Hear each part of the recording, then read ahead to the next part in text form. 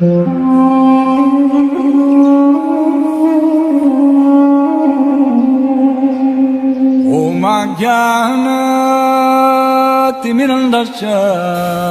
I am stressing. हरे कृष्णा, श्री प्रभुपाद की जय।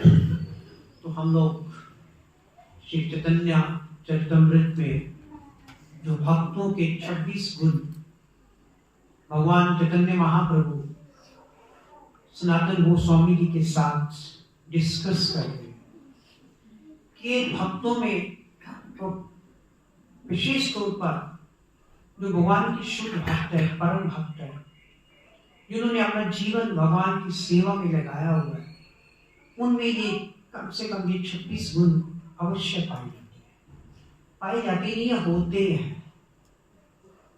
लेकिन हमें उन 26 गुणों को ढूंढना होता है और भक्तों में इन 26 गुणों को अगर हम ढूंढेंगे तो क्या होगा, वो 26 के 26 गुण हम पे हमारे में आ जाएंगे, हम में आ जाएंगे। लेकिन उल्टा क्या होता है, विपरीत, हम लोग भ्रमित होकर भक्तों में अवगुण देखने लगते हैं। अवगुण तो सभी में है, इस इंसान में ऐसा कोई जीव नहीं है, ऐसी कोई जीवात्मा नहीं है, क्योंकि भगवान के अलावा कोई ऐसा व्यक्ति नहीं है जो परफेक्ट हो सकता है। हम लोग परफेक्ट नहीं हो सकते। हर एक जीव में कोई ना कोई अवगुण, कोई ना कोई कमी होती है, लेकिन हमने चॉइस करना है। We have to choose. हमारे पास ऑप्शन है कि हमें गुणों को देखना है कि अवगुणों को देखना है। When I was a small child, my father used to tell me कि my dear son, कि अगर तुम लोगों के गुणों को देखोगे तो तुम्हारे अंदर गुण आ जाएंगे, अगर तुम लोगों के दोषों को देखेंगे तुम्हारे अंदर उनके दोष आ जाएंगे। फिर तुमने देखना क्या देखना। मोस्ट ऑफ द पीपल क्या करते हैं, उनको अवगुण देखते हैं। फूल होता है ना, फूल पे कांटे भी होते हैं, पत्तियां भी होती है, तो हमें फूल की तरफ देखना है, ना कि उसके कांटों की तरफ देखना है। इसी प्रकार भक्तों में हमें गुण देखने हैं। तो हम परमादरणीय हमारे शिक्षा गुरु जिनके बदौलत, जिनकी कृपा से, जिनकी मर्जी से हम लोग आज कपूरथला में जो कोई थोड़ा बहुत कोई भक्ति का प्रयास कर रहे हैं। वैसे तो बहुत प्रयास की आवश्यकता है, लेकिन ये सब उनकी ही बदौलत हो रहा है। जब तक शुद्ध भक्ति हमें कृपा नहीं मिलेगी तब तक कभी भी हम भक्ति में आगे नहीं आ सकते। तो हम लोगों ने पिछली बार प्रभु जी में जो 26 गुण है, हमने वो देखने चाहिए। ठीक है, 3 गुणों पे हमने चर्चा की थी डॉक्टर केशव प्रभु जी के, कि जो चैतन्य महाप्रभु बता रहे हैं सनातन गोस्वामी को, तो मेरे भक्तों में ये 26 गुण होते हैं। तो नेक्स्ट गुण जो है आपने भी देखना है कि वाकई मैं सही बता रहा हूं। 4th जो गुण है वो है समाह। कि जो भक्त है हर सिचुएशन में सम रहता है। सुख दुख, गर्मी सर्दी, हानि लाभ, मान सम्मान, हर स्थिति में जो भक्त होता है वो सम रहता है। उसका सबको सम दृष्टि से देखना ही उसका एक सबसे बड़ा गुण है, क्योंकि वो किसी को भी शरीर के स्तर पर नहीं देखता। जो भक्त है वो शरीर नहीं देखता कि सामने शरीर है, वो आत्मा के स्तर पर होता है। इसलिए सबके भीतर छिपी आत्मा जो कि भगवान की अंश है, वो उससे देखता है।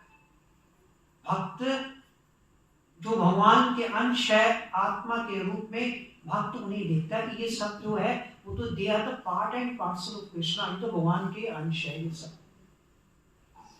और सबके हृदय में बैठे परमात्मा को देखता है। एक भक्त की ये क्वालिटी है। और परमादरणीय केशवानंद प्रभु जी के जीवन में हम देखते हैं कि प्रभु जी जो है सब भक्तों को समान दृष्टि से देखते हैं, समभाव से देखते हैं। और मैंने उनके निकट रह के ये बात बहुत ध्यान से मैंने ऑब्जर्व की। चाहे कोई अमीर हो या गरीब या कनिष्ठ भक्त हो या एडवांस भक्त हो, प्रभु जी के पास जो भी जाता है, प्रभु जी उसकी बात ध्यान से सुनते हैं और उसे आत्मा के लेवल पर रहकर उसे उसकी प्रॉब्लम का सॉल्यूशन देते हैं। प्रभु जी भी अपने आप को आत्मा के स्तर पर रखते हैं और आत्मा के स्तर पर रहकर फिर उस व्यक्ति को उसकी जो प्रॉब्लम है उसका हल बताते हैं। वो सबको प्रेम की दृष्टि से देखते हैं और सबकी बुराइयों के बावजूद, ऐसा नहीं है कि हम में बुराइयां नहीं है, हम सबकी बुराइयों के बावजूद भी वो हमारे अंदर गुण ढूंढ लेते हैं। एक क्वालिटी है भक्त की, और उन्हें भगवान की सेवा में फिर लगाते हैं। हमारा जो गुण वो ढूंढते हैं, वो देखते हैं कि इस व्यक्ति को मैनेजमेंट करनी अच्छी आती है, तब इसकी जो मैनेजमेंट का इसका जो गुण है उसको भगवान की सेवा में लगाते हैं। इस व्यक्ति को गाना बहुत अच्छा आता है, सिंगिंग बहुत अच्छा आती है, तो ये गुण प्रभु जी में हमने देखे हैं। मगर हमारे में ये गुण कैसे आएंगे? सबसे इम्पोर्टेंट चीज है कि हमें तो वो गुण अपने में लेके आने। सबसे पहले तो हमें ये गुण ढूंढने आने चाहिए कि भक्तों में गुण देखने चाहिए। इसके लिए रूपा गोस्वामी ने एक फार्मूला दिया, बड़ा इंपॉर्टेंट फार्मूला रूपा गोस्वामी दे रहे हैं। वो कहते हैं कि नए भक्तों पर दया दिखाओ और जो अभक्त है, जो नास्तिक है, उनसे दूरी बनाओ। उनका बुरा नहीं करना, बस दूरी बना लो उनसे। जो आपको भ्रमित कर रहे हैं, जो आपको मिसगाइड कर रहे हैं, वो अभक्त ही है, तो उनसे दूरी बनाओ। और जो वरिष्ठ भक्त है, एडवांस्ड डिवोटीज है, उनकी सेवा, उनकी क्या करो? सेवा करो। और जो आपके समान के भक्त हैं, आपके लेवल के भक्त हैं, या थोड़े आपसे सीनियर भक्त है, भक्ति में आगे हैं, सीनियर का मतलब जो भक्ति में हमसे आगे, ना कि पुराना, तो कहते हैं उसका संग करो। हम क्या करते हैं? हम संग अपने इंटरेस्ट के हिसाब से करते हैं कि ये इसके क्वालिटीज मेरी तरह की है, तो मेरे से मैच करती है, मैं इसका संग करूं। क्या होता है, कई बार मंदिर में आके भी लोगों के ग्रुप्स बनने शुरू हो जाते हैं, एक स्तर के, एक माइंड के, एक थिंकिंग के, एक विचारों के। फिर जो भक्तगण होते हैं ना, वो आपस में दोस्त बन जाते हैं। वहीं से भक्ति का फॉल डाउन शुरू होता है। हमें अपने से एडवांस और समान भक्तों का ही संग करना है। यही जो फार्मूला है सम बनने का है। जिस सम की हम बात करें, समहा, अगर आप समहा बनना चाहते हो तो इस फार्मूले को आपको अपनाना पड़ेगा। क्या? हमें एडवांस भक्तों की सेवा करनी होगी, अभक्तों से दूर रहना होगा, और जो नए भक्त है, ठीक है, उन पे क्या करनी होगी? दया। और यही प्रभु जी करते हैं। किसके साथ कैसा, कब व्यवहार करना है, जिससे उसकी भक्ति भी बढ़े और हमारी भी, वो प्रभु जी ध्यान रखते हैं कि ये व्यक्ति का ये लेवल है, उससे ये बात करनी है, इस व्यक्ति का ये स्तर है, ताकि उसकी भी भक्ति बढ़े और हमारी भी भक्ति बढ़े।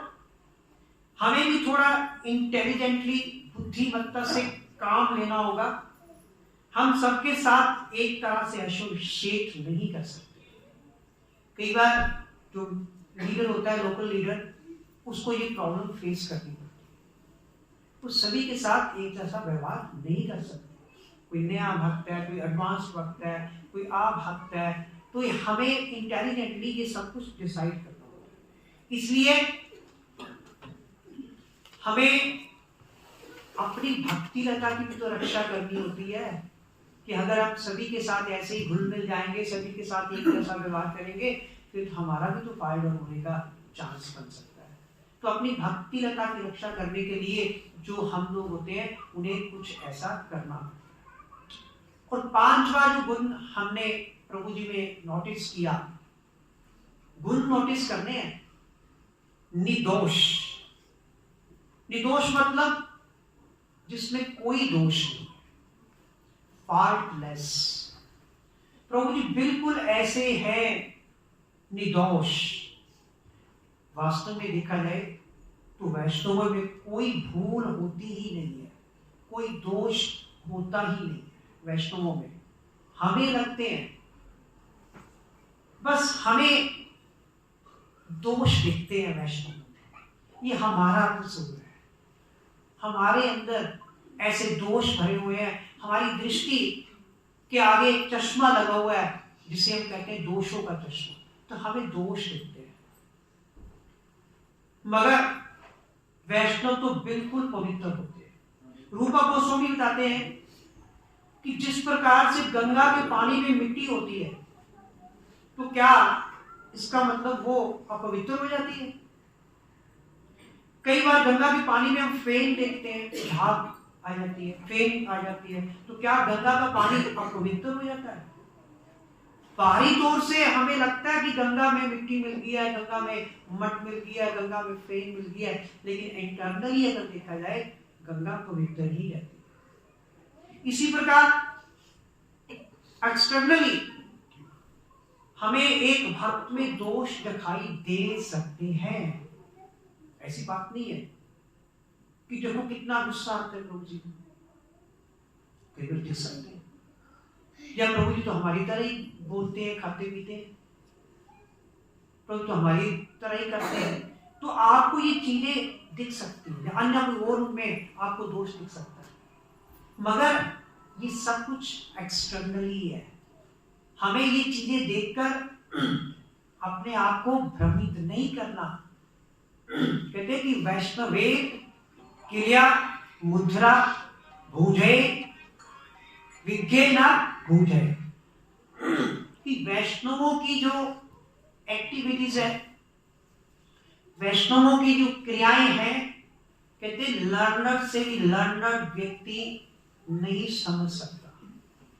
अगर आप समझने का प्रयास करेंगे ना तो भ्रमित हो जाओगे। एक्चुअली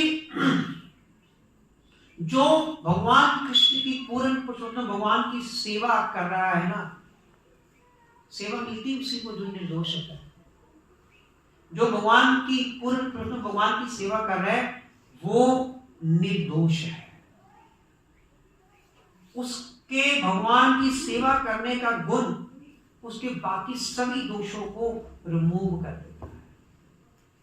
कि जो भगवान की सेवा कर रहा है ना, तो मैं सुबह आया तो केवल एक दो भक्त थे, सब्जियां काट रहे थे, मैं नाम नहीं लेता। मैंने उनको कहा कि ये आप इतनी सेवा कर रहे हो तो देखो भगवान ने कितनी आप पे कृपा की है। कहने का मतलब है कि जो सेवा कर रहे हैं भगवान उसके सारे दोष खत्म कर देते हैं। वास्तव में हम सब अपूर्ण ही हैं, हम सब पे दोष है, मगर जब कोई अपूर्ण जीव इस पूर्ण पुरुषोत्तम भगवान की सेवा करता है, भगवान की भक्ति करता है, उससे प्रेम करता है, तो वह भी पूर्ण हो जाता है। हमारे में दोष है, नॉट डाउट, ऐसी बात नहीं है, लेकिन जब भगवान की सेवा करते हैं तो सारे दोष जो है भगवान उसको खत्म कर देते हैं। हम अपूर्ण है, लेकिन भगवान पूर्ण की सेवा करने से हमें भी भगवान पूर्ण बना देते हैं। प्रभु जी में ये गुण विशेष रूप से देखने को मिलता है। उनके जीवन का जो केंद्र है वो केवल भगवान श्री कृष्ण है। वो अक्सर कहते हैं कि जब भी हम कोई कार्य करें तो ये सोचे कि ये कार्य किसकी प्रसन्नता के लिए किया जा रहा है। मुझे आज भी याद है, मेरी मदर की डेथ पे मैं केशवानंद प्रभु जी को गाय देने के लिए 65,000 रुपया लेके गया। तो प्रभु जी ने पूछा कि ये आप किसके लिए करते? मैं कहा मेरी माता जी को गति मिल जाए। उन्होंने कहा कि अगर ये भगवान कृष्ण की प्रसन्नता के लिए आप कर रहे होते ना तो मैं अवश्य करता। और आपको विश्वास नहीं है कि आप कृष्ण की भक्ति करते हो और भगवान आपकी माता को गति नहीं देंगे? उन्होंने लिए ही नहीं वो जो गाय के देने के लिए मैं पैसे लेके गया, प्रभु जी लिए नहीं। अभी कुछ दिन पहले, 4-5 दिन पहले मैं प्रभु जी के पास गया, तो कोई मैंने बात लोग से कही कि ऐसे ऐसे कोई ऐसे करवाना चाहते हैं। प्रभु जी कहा उनसे ये प्रश्न पूछिए, करवाना क्यों चाहते हैं? भगवान के लिए करवाना चाहते हैं, किसके लिए करवाना चाहते हैं? मतलब हमने प्रैक्टिकली प्रभु जी में ये गुण देखे हैं। तो प्रभु जी कहते हैं कोई भी काम करना हो तो वो भगवान कृष्ण की प्रसन्नता के लिए होना चाहिए। आपके हर एक कार्य में केंद्र बिंदु भगवान कृष्ण होना चाहिए। यदि वो कार्य भगवान की सेवा के लिए हो रहा है, फिर तो उसे कर डालो, चाहे वो कोई भी कार्य क्यों हो। वरना हमें ऐसा कार्य कभी नहीं करना। इस प्रकार हम देखते हैं कि उनके जीवन का आधार साक्षात भगवान कृष्ण। मुझे आज भी याद है वो दिन 8 अगस्त 2012, जब किसी कारण से हमने जो प्रभु जी का प्रोग्राम रखा हुआ था 8 अगस्त 2012 को, बहुत बड़ा एक पंडाल प्रोग्राम रखा हुआ था। तो लेकिन किसी कारण हमने प्रभु जी से कहा कि प्रभु जी ये प्रोग्राम हम नहीं कर सकते। प्रभु जी कहा ठीक है, रहने दीजिए। मैं बड़ा खुश हुआ, गया जान छुट्टी रियलिटी। तो मैंने कहा ठीक है। उस वक्त हमारे पास लैंडलाइन फोन था, तो मैं बड़ा खुश हो गया, अपना रिसीवर नीचे कर रहा था। प्रभु ने कहा ठीक है, अगर आपको विश्वास ही नहीं है कि कृष्ण भगवान है, फिर तो ये प्रोग्राम करवाने का फायदा ही नहीं है, यूजलेस। लेकिन मुझे ही विश्वास है कि कृष्ण भगवान है। और जैसे ही मैंने शब्द, मेरा रिसीवर नीचे आ रहा था, तो मैंने कान के ऊपर किया, मैंने कहा प्रभु जी अब प्रोग्राम होगा। अगर आज वो प्रोग्राम ना हुआ होता तो हम यहाँ आज ये मंदिर शायद हम ना बना पाते, भगवान की कृपा से। तो ये चीजें हमने प्रैक्टिकली प्रभु जी ने देखी है। मैं जो बातें यहाँ पे कर रहा हूँ, मैं कुछ थ्योरेटिकल कोई लेक्चर नहीं है, ये वाकई प्रैक्टिकल एक ये मैं लेक्चर आपको कर रहा हूँ। भक्त इस प्रकार से निर्दोष होता है, उनके जीवन में आधार केवल कृष्ण होते हैं। दूसरा, वो किसी में दोष देखता भी नहीं है। ये भक्त की क्वालिटी है। अगर हमें दोष दिख रहे हैं ना, इसका मतलब हम भक्त नहीं है। चाहे उसमें करोड़ों दोष क्या ना हो, हमें नहीं दोष दिखने चाहिए, क्योंकि जिसमें करोड़ों दोष है, कम से कम उसमें एक गुण तो होगा। हमारी कमजोरी है, हमारे में कमी है, उसका हमें वो एक गुण क्यों नहीं दिख रहा, इसका मतलब हम दोषों से भरे हुए हैं। इसलिए प्रभु जी कभी किसी में दोष देखते भी नहीं है। तभी तो हम जैसे मूर्ख लोगों को अपने साथ लेकर चल रहे हैं। तभी तो हम जैसे मूर्ख के घर में वो रह के गए हैं। यदि उन्होंने हमारी गलतियां देखी होती तो आज हमें अपने साथ लेकर ना चल रहे होते। वो अक्सर कहते हैं कि हमें कभी भी किसी की गलती पर ध्यान नहीं देना चाहिए। प्रैक्टिकली प्रभु जी हमसे ऐसी बातें करते हैं। इसलिए भगवान क्योंकि भगवान हमारे करोड़ों दोषों को, हमारे करोड़ों अपराधों को क्षमा कर देते हैं, तो हम दूसरों के दोषों को क्षमा क्यों नहीं करते? हाँ, एक दोष नहीं हम क्षमा कर सकते। अगर कोई व्यक्ति भगवान के अगेंस्ट चल रहा है, अगर वो अपनी एक्टिविटीज से भगवान के प्रचार में प्रॉब्लम क्रिएट कर रहा है, वो दोष नहीं क्षमा किया जा सकता। भगवान कृष्ण के जो अगेंस्ट कोई कर रहा है, उसको नहीं माफ किया जा सकता। हमारे अगेंस्ट कोई कर रहा है, हमारे कोई प्रति को दोष कर रहा है, वो हमें तो क्षमा करनी है। भक्ति सिद्धांत सरस्वती कहा करते थे कि फॉरगेट एंड फॉरगिव, ये हमारे जीवन का प्रयास होना चाहिए। और भक्ति सिद्धांत सरस्वती ठाकुर कहा करते थे कि जिस व्यक्ति में कोई गुण नहीं है, आप में एक कला होनी चाहिए कि उसमें भी हमें गुण देखने आने चाहिए। इसका मतलब आप में कमजोरी है कि जिस व्यक्ति में कोई गुण नहीं है, हम में ऐसी कला होनी चाहिए कि उसमें भी हमें गुण देखने आने चाहिए। तभी हम उसे भगवान की भक्ति में लगा सकेंगे, तभी हम उसे भगवान की भक्ति दे पाएंगे। हम वही मूर्ख हैं, हमारे में दोष ही दोष भरे पड़े हैं, लेकिन प्रभु जी ने हो सकता है कि हम में कोई गुण देख लिया, तो इसीलिए हमें वो भक्ति में आगे लेके जा रहे हैं, अदरवाइज प्रभु जी हमें छोड़ के चले जाते हैं। ये क्वालिटी, अब प्रश्न उठता है कि हमारे में कैसे आएगी। ये क्वालिटी लाने का तरीका है कि जब भी किसी में कोई दोष दिखाई दे तो पहले ये सोचो कि मेरे में कितने दोष हैं, और अपने दोष तब दिखाई देंगे जब हम में दीनता आएगी। दीनता, बिना दीनता के भक्ति नहीं हो सकती, भगवान की प्राप्ति नहीं हो सकती, क्योंकि भगवान कौन है? दीनों के बंधु है। रामायण में भी आता है, मौसम दीन न दीन है तो तुम समान रघुवीर, अस विचार रघुवंश मणि हरो विषम भव भीर। कि हे भगवान, आपकी एक क्वालिफिकेशन है, I stand no qualification but you stand a qualification, कि आप दीनों का हित करें। तो जब तक हम में दीनता नहीं आएगी, हमारा हित हो ही नहीं सकता। भगवान तो हित किसका करते हैं? दीनों का, जो दीन है। तो इसलिए प्रतिदिन कोशिश करें कि अपने दोष देखें, फिर उन्हें अपनी डायरी में लिखें। किया था बलदेव प्रभु ने एक बार, डिवोटीज को बुलाया कि अपने 11 दोष लिख के लेके आओ, फिर उसको रोज चेंज करने का प्रयास करो। यही करना है, डायरी पे लिखो, प्रतिदिन कोशिश करो।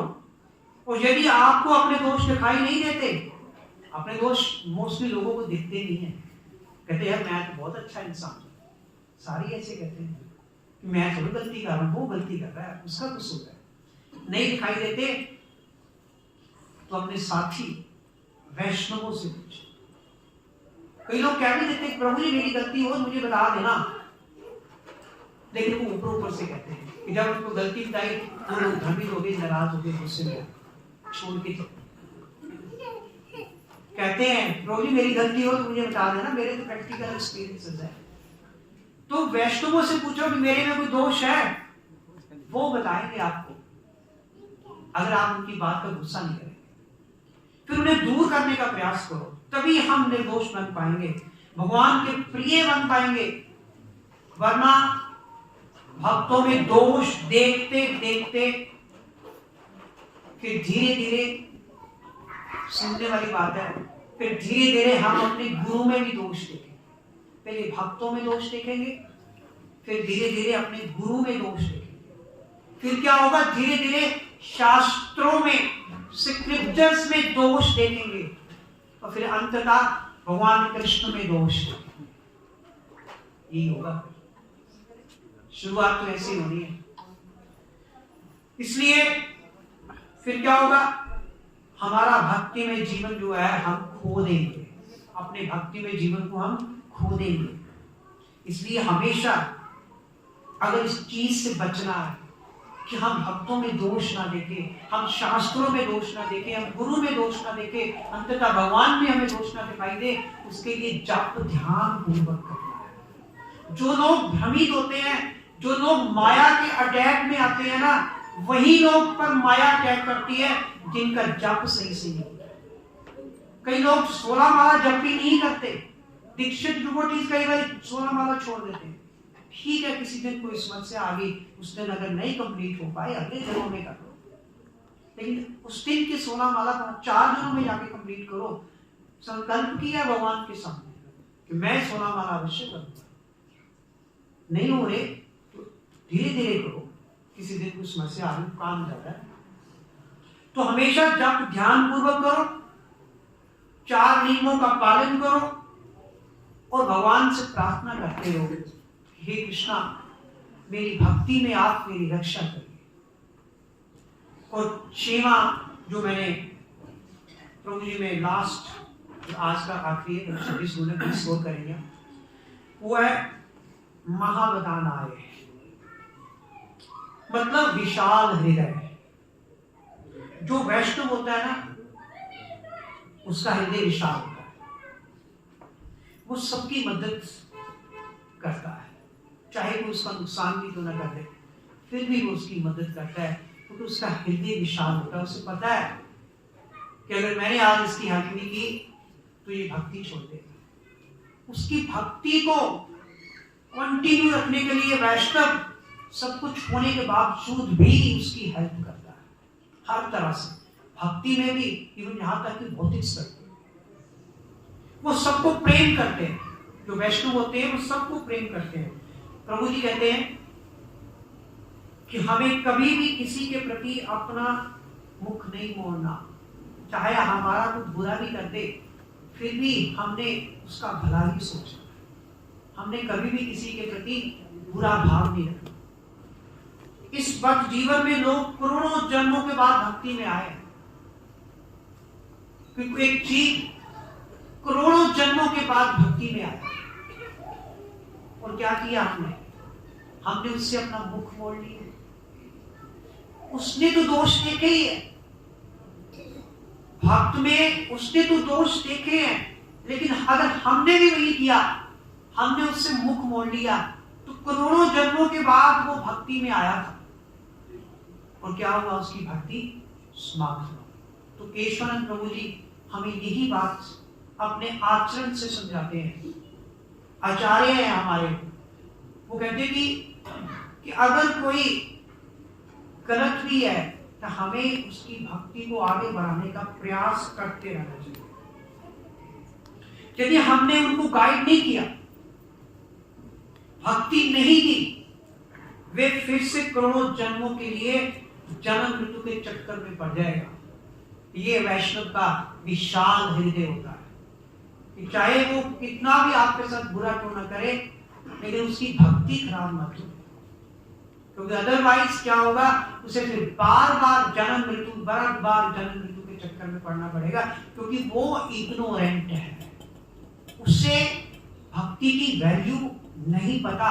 लेकिन प्रभु जी कहते हैं कि हमें तो पता है, हमें तो पता है कि ये मनुष्य जीवन जो है कितना कीमती है, हम इसको वेस्ट कर रहे हैं अपने जीवन की छोटी मोटी उलझनों में लगे हुए हैं, बस उसी में वेस्ट कर रहे हैं।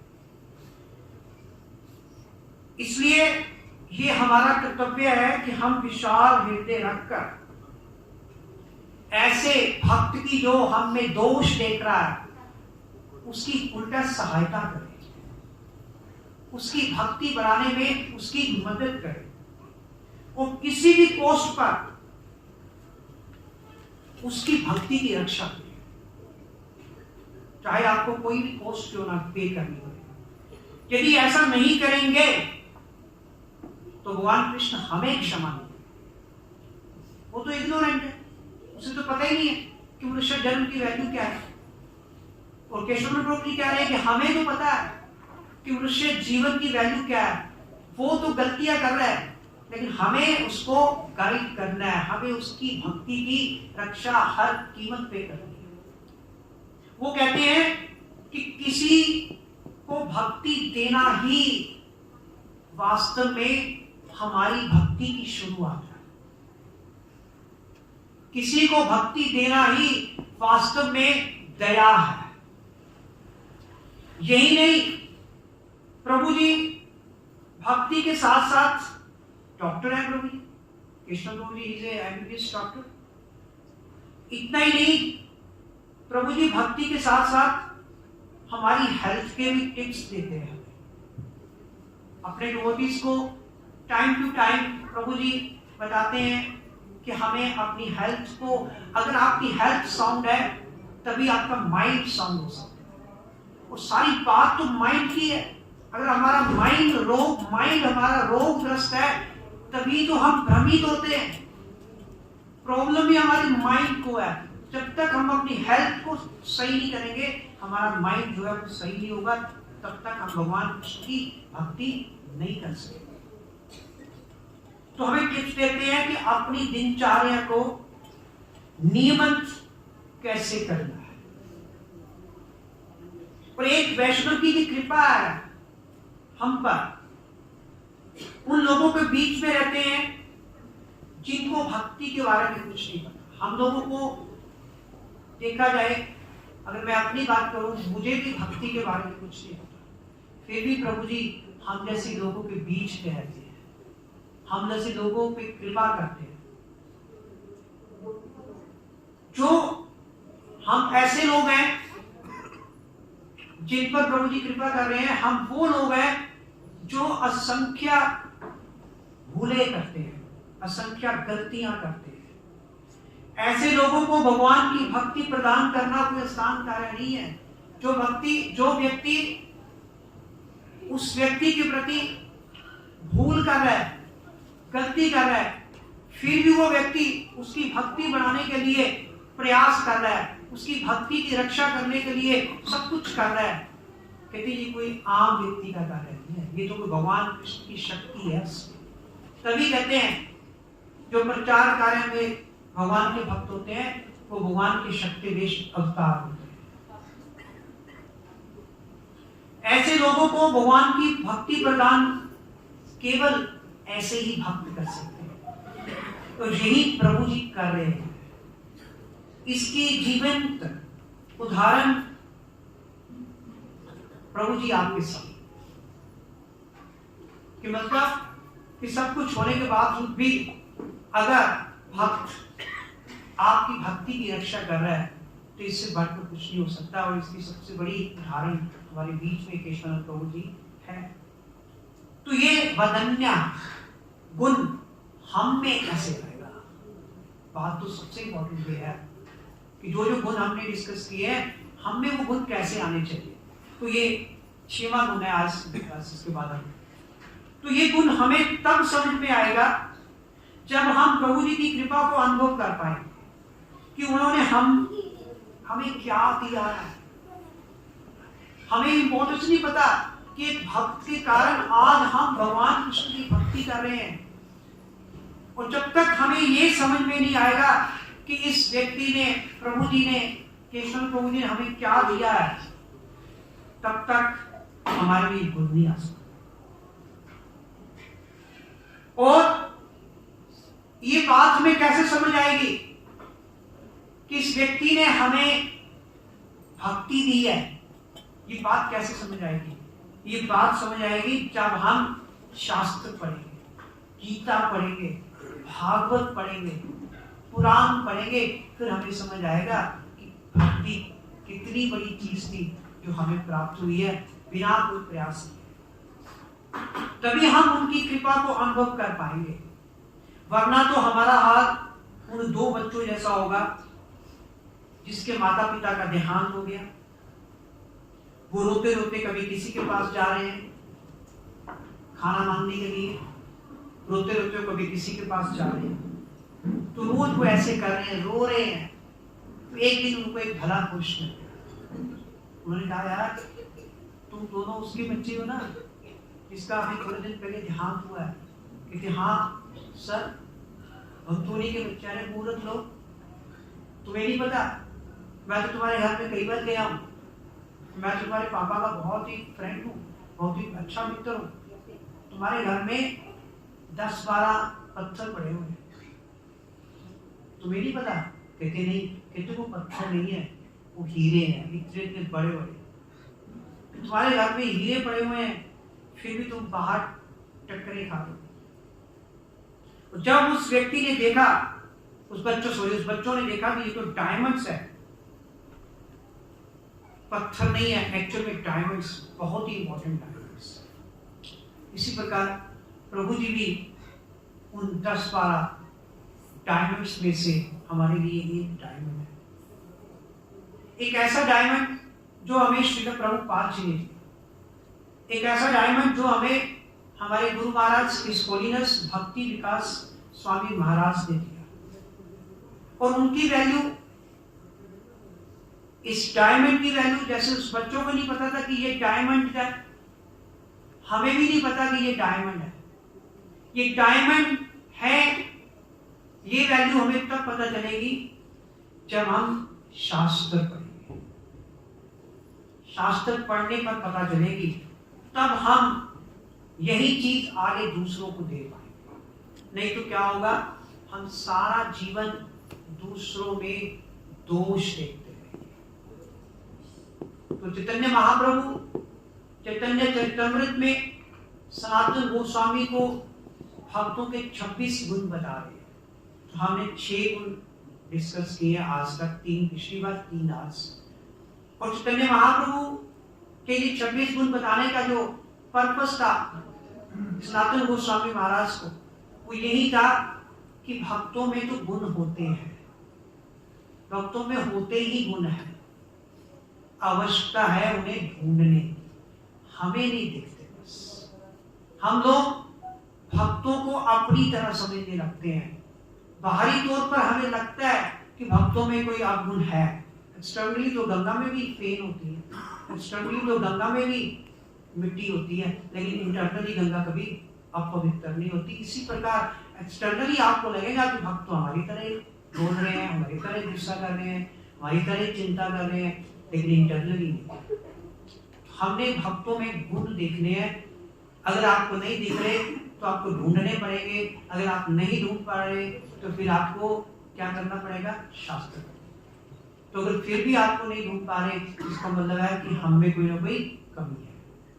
तो प्लीज अगली बार जरूर आना, नेक्स्ट संडे, ताकि अगले जो फिर 3 जो गुण है जो चैतन्य महाप्रभु ने बताया चैतन्य चरितमृत में, वो हमें पता लगेंगे, तभी वो हम में आ सकते हैं। हरे कृष्ण। श्री प्रभुपाद की जय।